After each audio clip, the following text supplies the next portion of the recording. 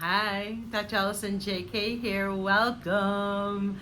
Feel free to like and subscribe and share because what we're doing today is going to help you in so many ways in your life. How do you feel about not needing to be right? How do you feel about being vulnerable? How do you feel about not being in control quite so much? So all of these are questions that you can gauge yourself on a scale of 1 to 10, because each of those three things I just named, the more that you come out of them, the more that you come out of the need for each of those, the more easily you'll be increasing your receptivity. And so increasing your receptivity, I know, is something that can always be increased. From the work that I do with folks all the time in my Magic Manifestation and Money Flow Signature Program, Magic, Manifestation, and Money Flow, manifesting as if by magic once you're in the flow, and to have more flow.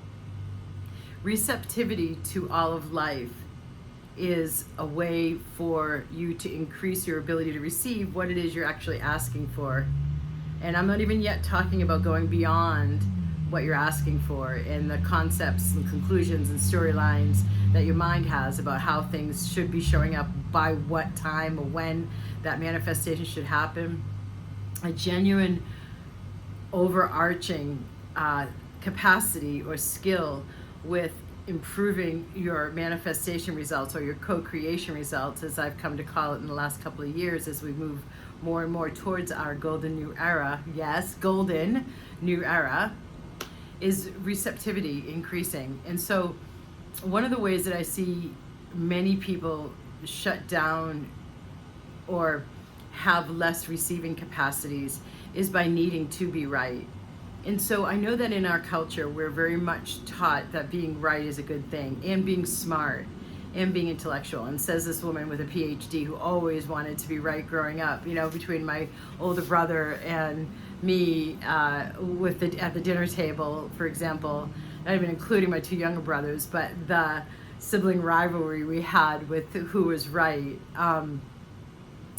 And I grew up with a sense of there is a lot to be gained from being right.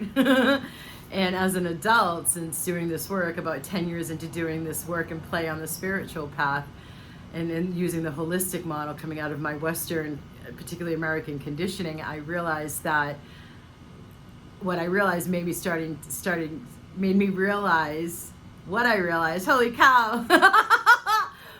I started to say now, probably about 25 years ago, I don't need to be right, I need to be happy. And I don't need to be right, I need to have accurate perception. So free of projection of my own storylines and expectations and conclusions out there, but actually seeing with accurate perception what's happening. And so letting go of the need to be smart, the need to be intellectually savvy, and even being sarcastic and cynical, I have come to see both are housing negativity.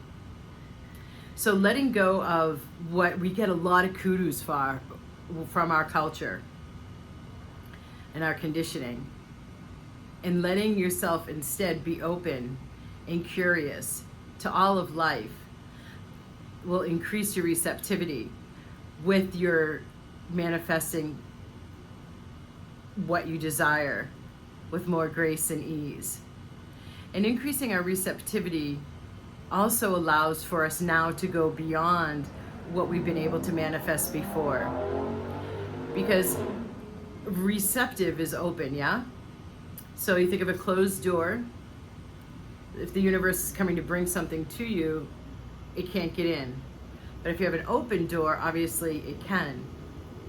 And then to go beyond what you've been able to create before, opening the door even wider, because if this is what you expect, and your doors are open that much, or your receptivity is open that much, then the universe can fit in those parameters, right?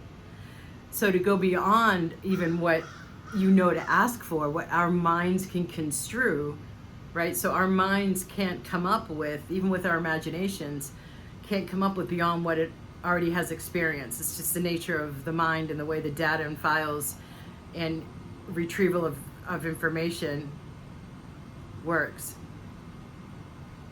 So in order to go beyond, the crow is cawing, and manifesting something beyond what you've been able to manifest before, opening up even more, allows for that. And so you'll notice the roses, receiving, letting yourself receive a door being opened for you, letting yourself receive an invitation, letting yourself receive a gift, letting yourself receive a compliment without deflection or self-humbling or self-deprecation, letting yourself receive, letting yourself receive, letting yourself receive.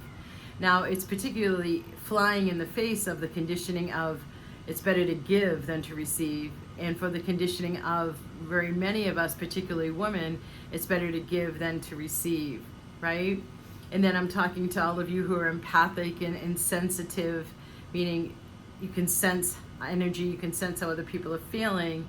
A lot of the time in that context, there's a desire to please. There's a desire for that nice, sweet, harmonious energy. And so one of the common conclusions is if I'm giving to that person, that will increase the harmony, that will increase the good feelings. And so even giving can be considered a selfish act, which I'm sure all of you have heard before. So coming out of all of the qualifications and conclusions we have around giving versus receiving, and construing or framing receiving as something that you can do to help yourself live more of your best life ever. That was the name of my radio show I had weekly for 2.5 years with Voice America. Create your best life ever! So allowing yourself to open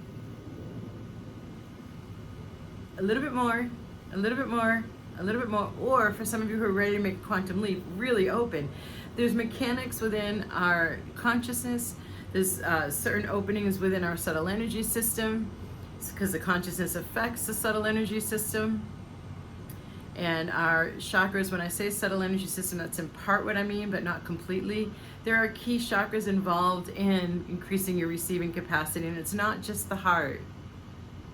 So I wonder too about like the idea of I'll be safe if I just close off.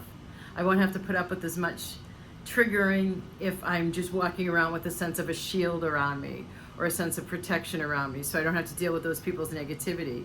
Well, what you're doing when you have those conclusions and that way of operating in the world is this: you're closed off. So what about instead thinking of the concept or the possible conclusion, I can trust whatever's happening around me for me to handle it successfully and gracefully and easily, and maybe I'd have more yummy energy and more yummy things happening around me if I weren't having my walls up, my boundaries up.